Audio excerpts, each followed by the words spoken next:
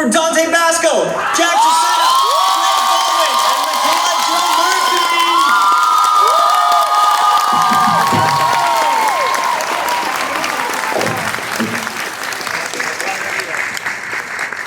Folks, I think they like you. I hope so, otherwise this is going to be a little awkward. Beautiful. Okay, anyone in Toronto for the first time? I don't think so. First time? No. My third time, which isn't too. It's your first time. Yeah, here? my first time in It's your Toronto. first time. Absolutely. I learned that I did.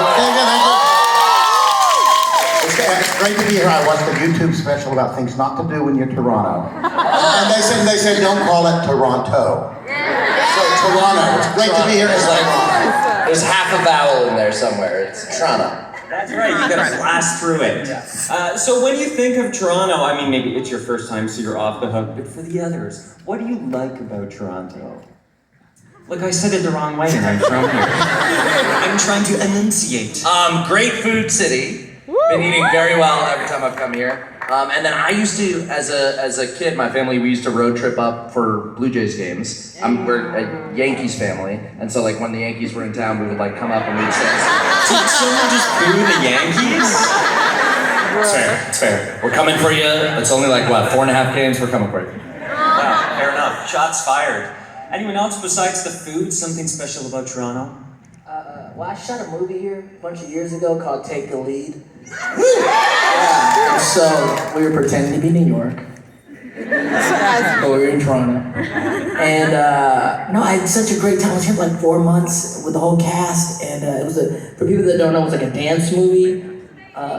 Thank you. With Antonio Banderas, and I was a dancer before I was an actor, so I was like big on the dance scene and the club scene, so I clubbed a lot. I told the whole cast, like, we have to battle everybody in Toronto. They said, what? I'm like, we gotta go out every night and we have to battle everybody in Toronto. And the cast was like, what are you talking about? I'm like, And if you lose any of those battles, they get your role. Yeah. They have to act in the movie. well, They gotta do reshoots. my concept, because I'm a b-boy, I'm like a battle dancer as I grew up. I was like, when we do the dance scenes, all the dancers are gonna be from Toronto. And they'll think we're just like these Hollywood kids that are out here, like we gotta let them know, like, we ain't punks. So we literally went to every club for several weeks and battled everybody. So can we get How like did you guys do? We did pretty good. It was like win, lose, you know what I'm saying? B-boying, crumping, like we was just out in the streets. We need a demonstration. Dante. No. This is also 20 years ago. Yeah, I can get down. I'll see you at the club tonight. We will battle each of you individually. Battle. In your defense, this is carpet, so it's probably True. No railing. This is crazy. Yes, but to your point, Toronto, I biked past New York City Cab on Dundas Street yesterday. Toronto is often sort of the poor man's New York City from a filming perspective. We're a little bit cheaper. Well, I was driving through some stuff earlier. Ooh, I feel like I got louder. I was driving through a part of the city earlier that felt like Queens. I felt like I was in Queens. I was like So Queens housing. Street. Yeah, We do. it was very cool. Hey. Yeah. It's weird things like my favorite sandwich shop back in the day, they're still around, it's called California Sandwiches.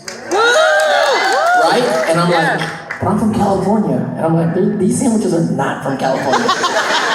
There's like a Bill Cutlet sandwich. It's like, it's definitely not California. I'm like, well, how is this California? And I think it's franchised now, but the original one in the brick, let's go there afterwards. 100%. It's always funny when they do that, right? Like San Francisco, yada yada, and then you're like, which part? Cheesesteaks. Yeah, 100%. Okay, we're gonna go straight back to the beginning, folks. So, obviously the show has achieved some degree of success. Some of people have heard of it before. Early on, because also recording that first season is quite a bit before production-wise, before it's released. Yeah. At what point did you start to realize in all of your trajectories with the show? Greg, I know you were a little later on, but when did you realize, hang on a minute, this is becoming like a cultural force? Ooh. Okay, so there were many phases of it. I would say the feeling of like this is becoming a cultural force, certainly never certainly not during production. I would say we made the pilot and I was like, oh, this is a very cool, interesting show. I saw the pilot and was like, oh, this is awesome. We started reading the scripts, and then like I think it had to be like pretty far into season 1 before I kind of fully grasped how serialized it was going to be, how involved some of these arcs were going to be, the character journeys we were going to go on. That's when it started to be like, this is a special show. But even when you realize you're making a special show, you don't know, is it going to connect? Is it going to find its audience? Is that audience going to stay with it? So the feeling of like, this is actually like a cultural force is like, I don't know, years later is when you could kind of poke your head out. Way later. Yeah, way later. Like maybe even like 3 years ago, maybe 2 years ago, last year, I don't know. I feel like I keep being like, it's a joke. When we were standing back there and he was like, give it a 10, and we were like, oh, wow, it's something. No, I know, like when we first started, I did get chills the first time I saw the intro. Yeah. I remember we were at a table reading, and I don't know, it may come in earlier and did it without us. Yes. And they did well, the whole... it would have been from the pilot, probably. Yeah, maybe from the pilot. And they played it for us, and I was like, whoa, I'm getting chills. Yeah. But then you don't think, I mean, it was a cartoon, you guys. Like, I was like, this is a cartoon that we do for Nickelodeon. And I didn't think much of it. Matter of fact, I was here shooting the movie, take the lead, and I kept leaving the set, and one of my cast members was like, where are you going? And I'm like, I'm doing this cartoon for Nickelodeon, and I'm like, he's like, what? And he's like, I'm like, I don't know, it's like this, it's like it's an Airbender show. Like, what? This guy's like 25. I'm like, you're an Avatar? I'm like, he's like, who are you? I'm like, I'm Zuko. He's like, you're the Fire Prince? He's like, that's my show. I'm like, dude, you're 25. And so that's when I started going, this is weird. Yeah. I was in college at the time, and I was getting the same thing of like, once people my age were telling me secretly on the side that they were watching it, it was like, oh, something different. Yeah, I got a DM one time. This is when I realized, wow, there's something else going on here. Yeah. It was, Mr. Baldwin, I'm so sorry to bother you. This is Ira specific, but my dad just died, and I was wondering if you could give me some Ira wisdom. And I'm going, this is above my pay grade. I don't know. But that was the first time, oh my gosh, this show has resonated and is impacting people long beyond the actual run of the show. Yeah, absolutely. I think now, sort of in 2025, there's more of an understanding of animation as high caliber entertainment, but you're right, maybe you'd think it's quote unquote a children's cartoon, which I think we all know better in this room. There's sort of no such thing. But and speaking to all the genocide wasn't a tip, that it wasn't just a that's right. We're sorry, Jack. We're sorry. I'm gonna keep bringing this up, Dante. I know. I'm tell the Water Tribe people, we're sorry. Things just got out of hand. I'm sorry. Yeah, and speaking to that enormous fan base, you have some pretty interesting fans as well for the show. So one being Serena Williams, who ended up having cameos on the show. Yeah. Any other crazy connections where, Michelle Obama called you up and was like, by the way, love what you're doing? No, it was just a text from Michelle. Yeah. Molly Ringwald came to our table. That was kind of cool. Yeah. I don't know, I do kind of want to just sleuth. There's a lot of basketball players, I'm like blanking on their names, but like I find randomly, like the last year or two, it was like in the middle of like the season, and there'd be some comment or some like thing that they would do, just be like, you have a little avatar, and I was like, oh, really? Cool. Maybe I should, I don't know, try to just be like, do some funny talk thing at a basketball game at some point, I don't know. But yeah, I don't know. I was at Comic-Con, and I love Harry Potter, and Luna Lovegood, Evie Lynch was like across hall, and I told my person working with me, like, hey, go get a picture for me from Evie, because I love Harry Potter. And she came back and she was like, yo, she's such a big fan of Avatar. I was like, what? And then we ended up having dinner, like her and her boyfriend at the time, and she was explaining how big of an Avatar fan she was. And she was like, check this out, I painted this picture. I said, what? She said, her and her boyfriend, yeah, we painted this thing, and they showed me it was like this big painting of her and her boyfriend, and he was like an airbender, and she was Fire Nation. And I was like, wow, you're that kind of fan? I'm like, I have a Gryffindor scarf. But we became really good friends, and I just love that. She's a firebender, so. Corbin Blue and his wife Sasha are also big Avatar fans, and I was like behind them in line in a green room in Kansas. It's so crazy. Anyway, and so I was like, hey, trying to be chill. I was like, just want to let you know, as we're like getting our tacos. I'm like a big fan of like high school. I grew up, I love your singing, dancing. And they're like, we love Avatar. And I was like, really? And I was like, yay, I love that secret society surprise where like you have the Avatar handshake or something. Were you gonna add something? Oh no, I'm a huge fan of Breaking Bad, and I met Walt Jr. And Walt Jr., that was another situation where he was like, oh my God, you want to go Iroh? I love that show. It's like Breaking Bad is my favorite show. Avatar's my favorite show. That's the crossover we need and deserve. Yeah, without a doubt. How do we make that happen? Sokka starts a cactus juice business. Cutting the purest cactus juice, distributing it. That was a good deep cut. So with folks like that, like with Serena, I know one of the things with animated work a lot of the time is you are doing recordings at separate times, maybe even remotely. Did you get to work together much, and did you get to work with any of the guest stars? Yeah, the show was mostly recorded in like little pods, depending on like who had more stuff with each other for a given episode. With the big exception of Zach, who was the voice of Aang, was based out of New York. So we literally never recorded with him once the entirety of the show. I met him at the rap party. His voice was in the air many times. Sometimes he'd play He's like, hi you guys, we're like, how's New York? Zach, everything's good, okay. Yeah. He's got Little League after this. He's got. Hope you win, get a hit. Yeah. But so like in that case, the chemistry, any chemistry there, any like vibe we had with each other was pretty much created by Andrea Romano, who was our unbelievable voice director. She sort of pulls together the performances to create that chemistry. But in other cases, we all worked together. Yeah, we worked together a lot. We saw. I mean, Yeah, I saw you guys pretty. you were very young. So were you. I was younger.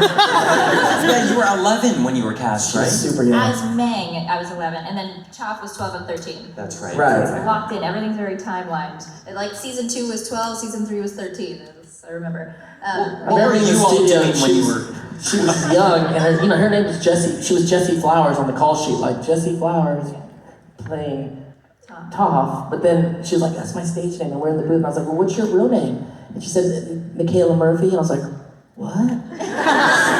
People kept saying it wrong and spelling it wrong. I know, but I'm like literally in the booth, like, you guys, her real name is Michaela Murphy.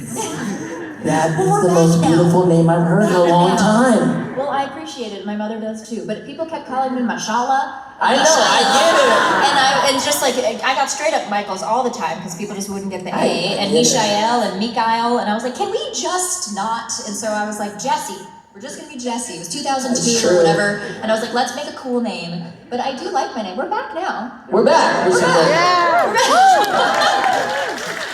Was that complicated? Did you have to go like retroactively recredit everything, or you just kind of let it go? No, I've just dug myself a hole. Alias. I just live here now. No, I've made a rule that I sign as whatever my name is in the credits. Because when you're watching the credits and watching a show, you know, you want to have the name that's in the credits. And, you know, it was kind of a different era. Like that, I was Jessie Flower. Like that 10-year, 12-year span of me as like a kid actor. It was Jessie Flower. That was me. I was signing my eye with a little flower. So when you see that little scribble above the eye, that's like a little flower. That's what it is. I had a whole thing. Anyway, so yeah, I've made the choice now, but people ask all the time, and I've accepted it. It's just my fate. And now I can't have any more names, but I also want to do music, and I'm like, maybe I should change my name. Maybe it's how you signal each stage of your career. Yeah. I like the identities. It's fun. You know, like when you go out sometimes, and you're like, tonight I'm Victoria. And it's just I don't know how that would you have an accent, that. and you just talk like this all the time, and you're Victoria, and that's just how it works. And you're just like, oh, hello. It's like, you know, can you get me a drink, please? Pins, thank you. And you know, it's just fun. In that bar in the corner, Dante's battling It gets weird. I gave my cousin my idea to get in the bar, and they said, "Hey, you're not Dante Bosco." I was like, "Sorry, cousin. I thought I'd get you in, but I know that bouncer, so it's fine." So the co-creators of the show, we're going to come back to the name, and specifically the flower in the eye. I'm curious about that. The co-creators of the show said one of their inspirations was Princess Mononoke, the fantastic, insert applause here, fantastic Ghibli film. Did you watch any other shows or films to help you get prepared for sort of the world? Did the directors recommend you watch anything to get the tone? I think the trickiest thing about being, well, not the trickiest, but one of the things that can be interesting is like you can't really, I don't know, force yourself to be like what someone's looking for.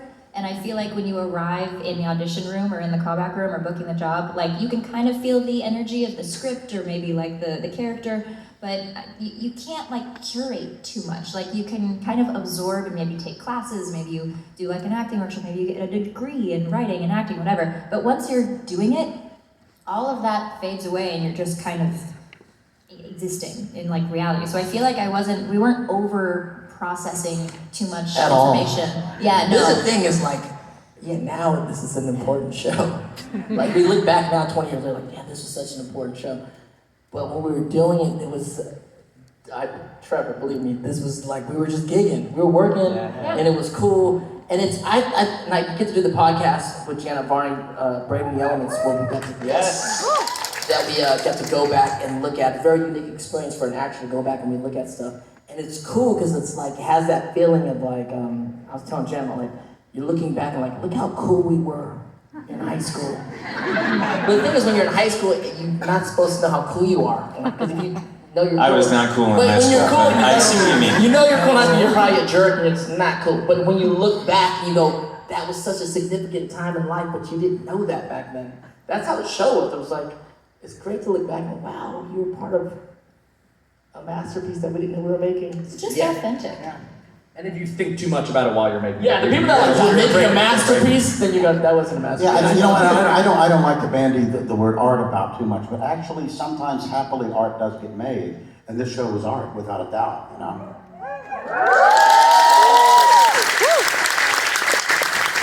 Absolutely, I love that. I've heard some of you talk before about how fun it is to do sort of the exertions you have to do, the non-lines of dialogue for voiceover work. So yeah, how do you capture that? How do you make it sound diverse so it's not the same like oof 3,000 times? Well, most frequently we were able to do it to picture. Usually we would do that at the end. So we come in, we record all the episodes, they go, they animate them, and then we come back and do ADR for all of the action sequences and the exertions. So a lot of the variation comes from, you know, the variation in the animation, getting to see that they've done something very specific here. And then for me, it was incredibly freeing because I felt like I wasn't, I never had to do them seriously. I never had to like, it was very rarely, there were moments, but very rarely was it like, okay, here's Sokka like full focus, heart of battle, we just gotta really feel the warrior thing. It's like moments, but most of it was like, and then you fall down, and you can just go, so that was freeing. Yeah, well, yes. But first of all, when you're recording, there's sitters and there's standers. I'm a stander. Stander?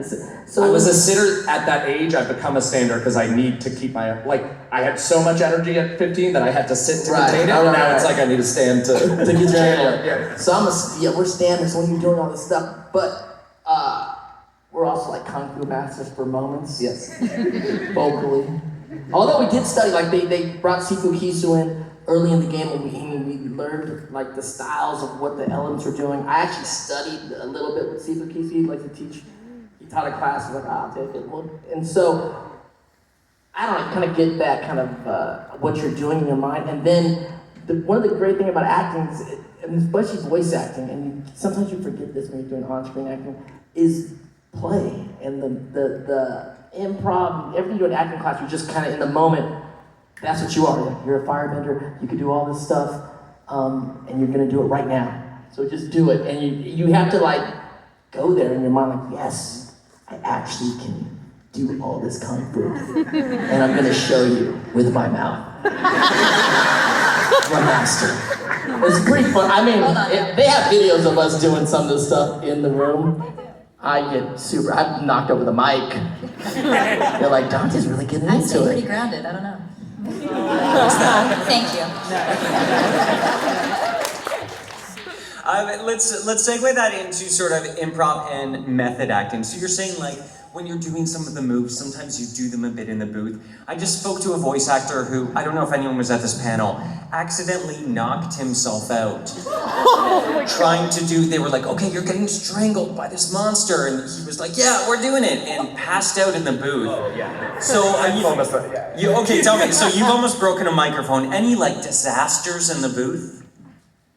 I've had to like hyperventilate on mic, and turns out there's no way to do that other than hyperventilate. And then need a while. I don't know. Am I just like comfortable in the space? I don't know. I'm trying to think of. Well, no. I like out of deference to you to be diplomatic. Maybe I've done that. And she's like, I've never done that. No, I don't know. I feel like I have, I don't know about any of y'all, but I definitely have plenty of anxiety. And especially when it comes to like first auditions and first impressions, I'm like, but if I have the job and I know that I'm what they want, I usually come in, and there were lots of takes that we did of Tough where we used the first take. And so I come in like ready. Like if I know I'm good, I'm like locked and I'm ready to do it. So like I don't know. I think I read a little bit of script ahead of time, and then I just like, the weird thing about also voice acting, you can't move your head around too much, right? Because if you're like doing this with your face, then obviously you're gonna mess up the sound. So I got really used to like parking my neck in my head, and then I'd just be like, yeah, and like not move anything else. So I guess that helped. I don't know. Yeah, I haven't had any like crazy. I don't know. I talk too That's fast. boring. If May Whitman was Me here, too. she'd make fun of me. Because I've worked with May for so long, and she's such a pro at voice acting. She's been voice acting since she was like nothing, right? 5. And we did, before Avatar, we were, at the same time we were doing Jake Long, the American Dragon. Woo! And I was beginning to voice act, so, and I don't know, I get excited, so I talk too fast, and I always gotta go back. They're like, stop, Dante, we can't understand you. I'm like, my bad. So can we slow down? Can you do that again slower? I think that's my direction I every think that's time. why I still keep voicing kids, because I feel you. The slow down was like the top note all the time. Slow down. And even still, I'm just like, okay, but if I talk really fast, then I can be like a 5-year-old, yeah? And it's just like, okay, that's too much. Like, how am I supposed to calm down after that? I don't know. You know, it's interesting you talk about, I find, because I was 46 when I was cast as Iroh, and Mako, I believe he was like 72 or 73 when he passed away. And I do find that, you know, in terms of, you can still voice a little kid. When I was a young man, I was affecting the voice of an old man, and I do find that as I'm 65 now, or I will be in about a month, as I actually now am an old man, my voice is now much more authentically old. You've got a lot of practice, though, Exactly. from when you were Got 64 earlier. years of practice and counting, man. So speaking of ages, Dante, the role of Zuko was originally written as an adult character and then changed to a teenager because producers thought that a younger sort of villain type character would be scarier, which a lot of the time can be true. You play Villain? Well, listen, there's a nuance. We'll get there. Beat him. A complicated, yes, character. You've played this kind of character before, famously for some of us, including me, I think is Rufio and Rufio, can we start the chant? Justice for Rufio. Anyway, what is the key to making a likable sort of villain type character or more complicated character that the audience still relates to? I don't know what the key is. I think, what's interesting is like, I've been a teenager for many decades. I've been a teenager for a long time. It's tough. I'm still a teenager in some people's minds. I'm not. I just think, I don't know the key. I don't know what the deal is. I've kind of like been cast as like a bad boy turned good so many times. But I think maybe that's part of my life. I don't know. I'm a good guy. You haven't turned good by now? I am good. I've done some things, but I'm good. So I think ultimately it's just like, the special thing about Zuko is I didn't know he was going to be good. I actually really, when I was signed on to do the project, I thought he was going to be the villain. I thought it was cool. I didn't know it was cool. I thought his hair was weird. And I didn't know what the scar was about. I was just like, I actually was like, oh, it's going to be cool. Like, I'll be the hero on Disney and I'll be the villain on Nickelodeon. And then once I found out how he got that scar, then I was like, oh, this is interesting. Whoa, who's this guy? And so he's just one of those things where Zuko's probably the best just example of understanding like what is behind who you think the villains are. And to me, it's been such a big lesson in life. The people that we may think are the villains in our life can be our biggest, friends or helpers. Did they tip you early about the scar? Did they tell you what that was, or did you No, find out I when don't think it they came didn't tell me anything. I don't remember anything about doing the show. It's such a I remember doing the show and I thought it was all cool, but they didn't. There wasn't like a secret meeting, like, hey, this Just is so you know, this Just is what so we're you gonna know. get to. That they were like, no, because I they remember didn't tell we you were that reading the you were- scripts. Yeah. Especially May were like, did you read the script last week? I'm like, yeah, like what? I'm like, I know. Yeah, and we would get them like the night before the record. Sure, so you're sure. like frantically prepping. Reading and, it. Yeah. And this is back in the day, you guys, where like, it wasn't before, there wasn't really email. They would FedEx you a script early in the week. And then you make your notes on it, you go over it, and you come to the reading, and we like, did you, that script is crazy. And then we just throw that script away. On the way out not the door. all of us threw We the didn't, like I scripts said, we didn't know this was gonna be an important show. You could get that on eBay for a couple grand now. We would have had the whole, Zach has all the just scripts. busted out some original scripts. My script, Another one for sure. I've got a few. really? Okay, My script, when we walked out of the booth, went into the garbage. I took the brads out, all the clips, notes. I kept the brads. I was like, all my notes, all the notes, they were yelling at me to say this slower and all my things, and just in the garbage. I wish I kept those scripts. Paid for kids' college. I paid for my kids' college, Yeah. second about motorcycles, something. Truly. Keep everything. I know nothing is on paper anymore. By the way, I just locked eyes with that character I there. did it. Who is? I know We gotta that do person. Marks over here. Yeah. You have to do That's Is that Beaker from the Muppets? It looks like Beaker. That's what I thought it was. I thought it was Beaker. It's Phineas and Ferb. But you're related to Beaker and you don't know it. I just wanted to make sure people knew you were allowed to be here, because I did feel frightened for 1 second. But I think we're fine. Greg, let's jump over to you. So you alluded, or you mentioned a couple minutes ago about Mako, who you took over for. Of course, legendary voiceover actor and actor Maiko Uematsu. Yes, please. So I've read a fascinating story about you as a fan of Pacific Overtures, had been imitating Mako's voice long before you had the opportunity to step in. So I'm curious about how you, having done that, crafted a voice that felt like a tribute and not sort of an imitation. What was the secret to that? I think even though, I was desperately trying, usually all you have to go on is the words that the writers give you and the direction the director gives you, But I also had this other third party, this Mako Iwamatsu, sort of standing behind me the whole way. So when I was actually recording, my whole impetus was just try to sound like Mako.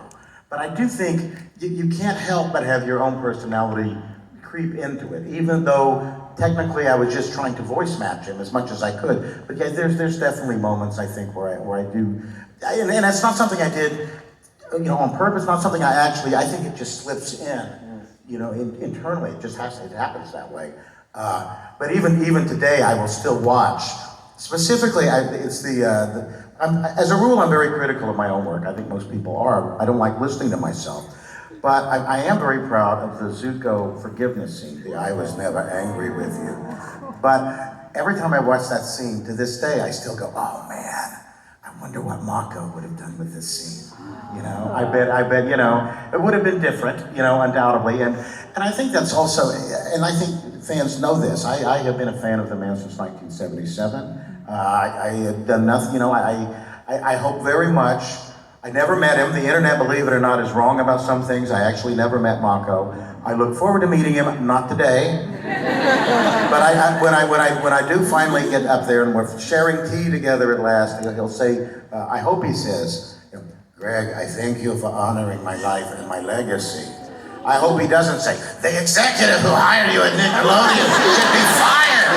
I'm either going to get Iroh or Aku, So I hope I get Iroh. Well, I heard as well that his family came and saw you do some of the recording, and they were pretty moved by the way you They captured did. It was the next to last recording session for Samurai Jack, and I signed in at Cartoon Network, and I noticed someone had signed in ahead of me as Mako, and I thought, well, that's weird, or kind of a sick joke. What's going on with that? And I walked back to the green room, and Gendy Tartakovsky, the creator of the show, said, hey, Greg, come here. There's somebody I want you to meet. This is Mako's daughter and grandson, who was also named Mako.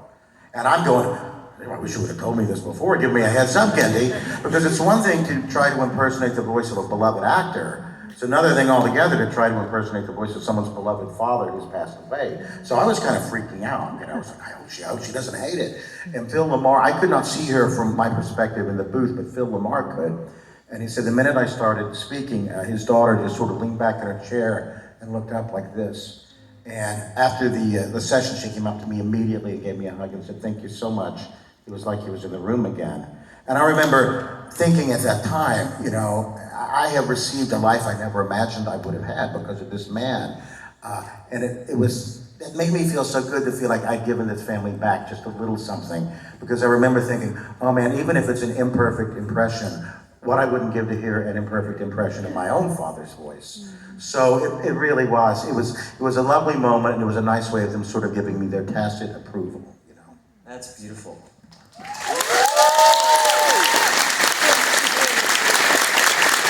Now, a lot of you have done work in video games, voiceovers for video games. For example, Greg, I think he voiced Frank Fontaine in BioShock, one of my favorites. Dante, now you stream on Twitch, I believe is this right? So we got some gamers here, and what are you playing, if so? I play one game. I play League of Legends. Yeah, some of us are like, I know it's a little toxic community, but it's fine. I play Jinx is my main. Ash, Jinx, Ash. We go back and forth. But yeah, I play League of Legends. See you on the riff. There you go, shots fired again. I exclusively play deck building roguelikes. I have an absurd amount of hours into Slay the Spire and Balatro. Those are Balatro. I am boring. I'm sorry. I didn't grow up with cable or gaming or anything. It was just expensive and screens, and my mom was like, library books outside. That is. Never heard of them. Just kidding. Yeah, so I did have a Game Boy Color, though, if we can recall that, and I did have a Super Mario Brothers game, and I played their children, the crap, there we go, out of that game, and I think I ended up winning or whatever, but I was in the back with the little light and just furiously playing, and that was what I was allowed to have, and then a couple computer games. Do you guys remember, Oregon Trail. Oh, that was one, but I didn't play that one a lot. I didn't like that one. Did any of you play Pajama Sam? Yes? Okay, so where Carmen Sandiego, Pajama Sam, and was it Putt Putt? The little car? Yeah! So yeah, that's what I did. And then recently, I feel I just, I didn't get into the games early enough, and now everyone knows everything, and I don't. Yeah. And so I've played a couple Mario Kart or whatever, Mario Party, but of course. I don't know all the League of Legends and all this stuff. I did Echo World of Final Fantasy, which was fun. Yeah. So that was a cute little thing. But yeah, I just feel I'm so detached now that I'm it's too much. Well, here's the great thing about a FanExpo crowd. No matter what niche game you say you played, someone's going to be like, love it! Where my Maven Beacon teaches typing? Yes. I know you guys love playing Pong, right? Pong? I'm actually in a new game called Date Everything.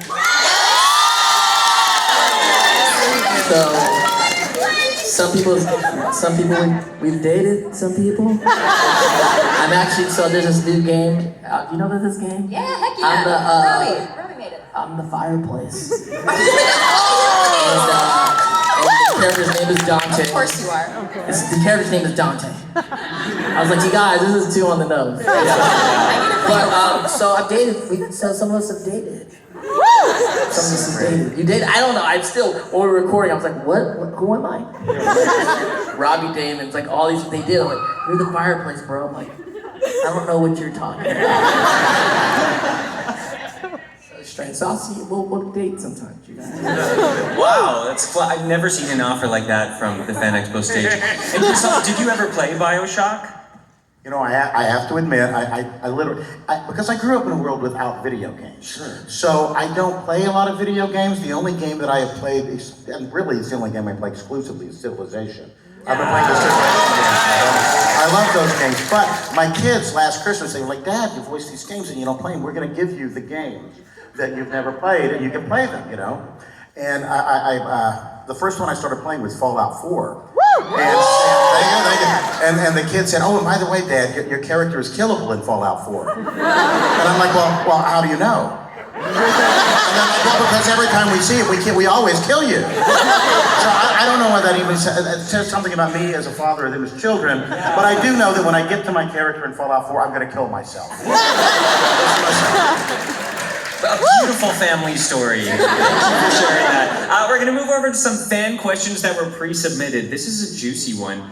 If you could master one of the 4 elements, water, earth, fire, or air, in real life, which one would you choose? In Our nation, what are we talking about? Fire, nation, I was anyone? preparing myself for a lot juicier, I'm not gonna lie. I was nervous. It's a softball, yeah. I'm gonna try to sound very noble and caring and say that I would pick water tribe healing. But secretly... And bloodbending! Bloodbending's so bad. It's so but bad. I think it's the healer. In Korra, because in the podcast we've gone through it, and when Korra went out and the Fire Nation brought her back, there's Fire Nation healers also. We're not talked about. Lesser known healers in the Avatarverse. Fire Nation healers. I feel like if I have to pick one, I feel like Earth is like the most helpful because I could build my own home in this economy. That would be necessary, and just helpful. Like you could literally move mountains for someone, which is kind of romantic, you know. So I like Earth is great. Water, yes, is very necessary in healing. It's helpful, but like I'm at that point. I feel like many of us are, and I'm like, will I ever own a home? So I could just build one. So. I would say I would go with air, but at my age, knee bending is what I do. That would come in very handy. Mic drop. We Really love good at that. wrist bending as well. Really good with the wrist. Yeah, I've mastered elbow bending. I'm pretty sure of that. Knee bending. Okay, which biomes specifically, which of the 4 nations would you want to live in and why? Yeah, Bossing Say. Bossing Earth Say. Say is great. Or bossing sleigh. I love like it. to say. I love Ember Island. It's I'm an island cool. kind of guy. Yeah. You are. You know, an I mean, island I'm just guy. 24/7. I'm a prince, so I have multiple homes. Are you now? Are you a prince? Well, I'm a Fire Lord. Remind us. Okay. We have many homes. So I debate amongst a lot of homes. You know, we listen. I don't know about you. I don't know about you guys. You have an igloo? Oh my god, I just want to let you guys cook. You just got your own fire. This is great. Okay, what lesson or philosophy from Avatar: The Last Airbender has had the biggest impact on your life? Maybe a message from the show. I mean, for me, it's the whole show. It's the community. This whole thing. I mean, we talked about earlier about the cultural kind of impact it's had, and it didn't really happen until after COVID. It's a very strange thing. Like, it was popular for its time, and it was very important for its time for a certain generation. And then COVID happened, and we all got locked down, and like the world was ending, or that time of the world ended, and then a new world began, and people watched Avatar. And then when the world opened back up again, I was at New York City Comic Con, and it was crazy. It's like hundreds of thousands of people walking around, and we're signing autographs for hours. And then this one guy rolled up, and he was like, I'm signing this stuff, and he's like, you know, I gotta thank you because I grew up with you. I'm like, yeah, we all grew up together. That's great. He goes, no, you don't understand. I go, what? He goes, you programmed our generation. And I said, what? He goes, you guys programmed our generation. He goes, why do you think we're the generation that brought protests back? Black Lives Matter movement, Me Too movement. We're trying to get the world back in balance. That's the lesson. Like that is, it's the community is so beautiful, and I don't know, it's humbling to be a part of it. And this coming from the guy who threw his scripts in the trash. Yeah. I wish I saved those scripts. That story is really cool. I feel like I'd forgotten about it until we were at San Diego a couple weeks ago, and you mentioned it again, and I was like, dang, that's just so cool.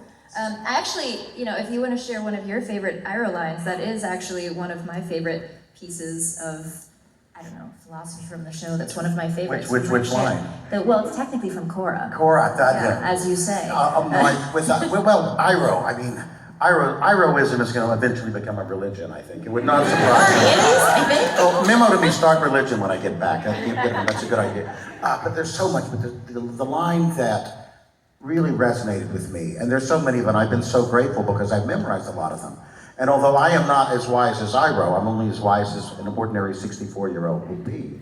And if you're not a little wise by 64, you haven't been paying attention. But by memorizing Iro's wisdom, it has undoubtedly made me wiser and made me a much better human being. And the time it really, really jumped out at me, because this was indeed during COVID, and my wife and I lived in LA for 30 years, kids were grown, I was born in New Mexico, and we said, you know what, we're gonna move back to New Mexico, have a chiller life, it's close to California, we can come and go when we need to. And everything was great. We sold our house in Burbank. We arrived in New Mexico on March 1st, 2020. 2 weeks later, the world shut down, and I was freaking out. You know, I remember, so I was like, you know what, I can't watch the news anymore. I gotta go outside and go for a walk. And I went for a walk in this area, my new hometown that I didn't even know. And literally, my inner monologue is I'm going, oh my God, I have a daughter on the West Coast and a son on the East Coast, and there's no toilet paper. We're all gonna die, and this is a terrible thing. And I heard some birds singing, and I very, very clearly heard the line from Cora in my head. If you look for the light, you will often find it. If you look for the dark, that is all you will ever see. And from that point on, during COVID and beyond, that's sort of been everyone has an Iro line that they sort of fall back on to get them through tough times. And even today, when I'm having a bad day, that's the line that I get back to. Because, and I love, and it's, on its surface, it's just a very fancy way of saying, hey, you stay positive. But it involves a choice. If you look for the light, you have to want to look for the light. And even though the darkness is sometimes very safe and comfortable, but once you look for the light, you realize, oh my God, we're enveloped by light. The light surrounds us. Even at night, you can look up and you can see the stars. So that's just sort of been one way, certainly a very tangible way in which the show and Uncle Ira specifically have touched my own life. Fantastic. Perfect. Chef kiss. Before we say goodbye to them, can we put our hands together for our fantastic ASL interpreters here? Excellent. And, come on, 4 class acts. Please put your hands together for Dante Basco, Jack Casino,